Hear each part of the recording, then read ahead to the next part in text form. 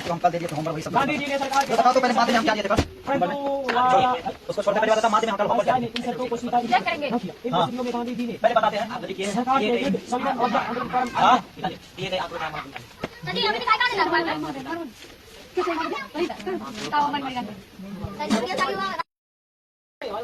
उसके बाद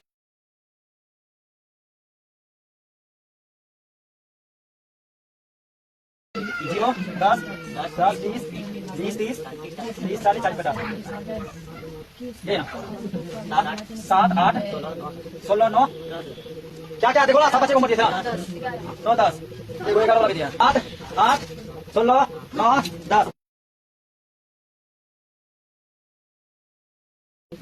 तो आ जाओ सबसे पहले हमें दिया रहता है इस तरह से सवाल दिया रहेगा तुम्हारा कहाँ पे दिया रहेगा तो बोर्ड एग्जाम में दिया रहेगा क्लास 10 के लिए इसलिए अब आ जाओ मैं क्लास 10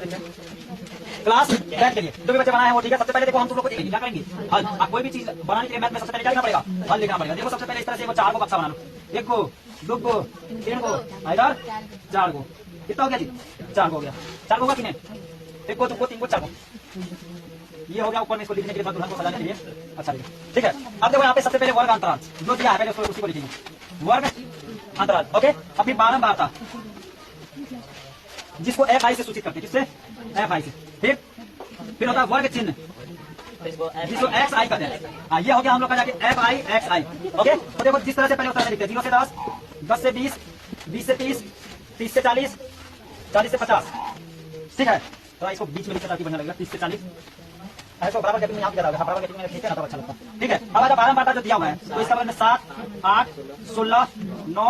10 ये होता है हम लोग का एफ आई जिसका हम लोग को जरूरत पड़ने वाला है और ये होता है एफ आई और एक्स आई। तो सबसे पहले जो है मतलब वर्ग जितना भी 0 से लेकर 10 तक इसको क्या करना है इन दोनों को ऐड करना है फिर उसको 2 से भागा देना यानी उसका आधा करना है। तो 0 बढ़िया से कान खोल के सुनो वर्ग अंतराल के दोनों वाला पक्ष को दाएं और बाएं पक्ष को क्या करना जोड़ना है ठीक है। 0 से लेकर 10 तक दिया है ना तो 0 से लेकर 10 तक यानी 0 और 10 को जोड़ने के 10 होगा 10 में 2 से भागा देंगे कितना हो जाएगा 5। तो यही हम लोग का हो जाएगा वर्ग चिन्ह। अब देखो 10 और 20 हो गया कितना 30 30 का आधा कितना हो गया 15 हो गया 30 और 20 कितना हो गया 50 50 का आधा है तो हम लिख रहे हैं ये मुंशी का बराबर है ठीक है। अब 30 और 40 की हो गया 70 गुना 35 70 का आधा 35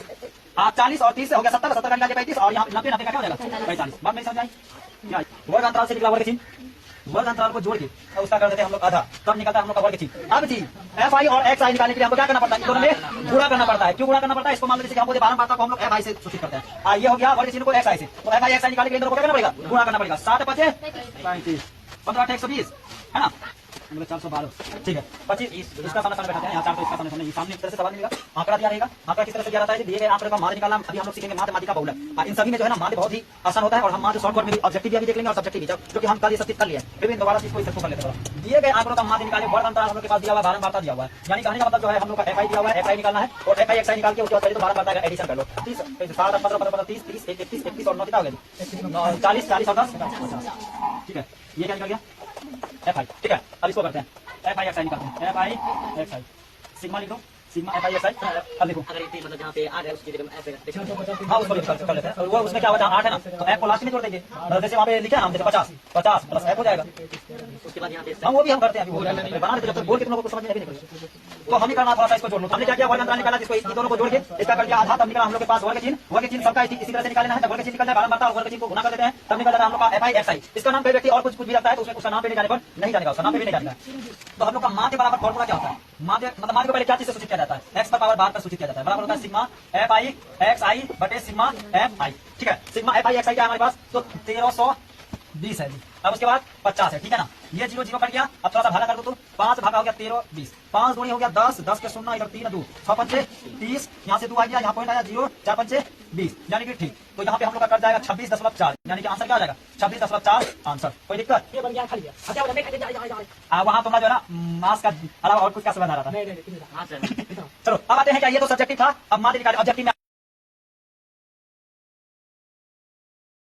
देखो एक सवाल ये वाला सवाल आते रहता है यहाँ पे देखो प्रथम ये जरूरी नहीं हम 3 लिखे तो 3 आता है वहाँ 5 आ जाता है 7 आ जाता है। प्रथम 5 संख्या प्रथम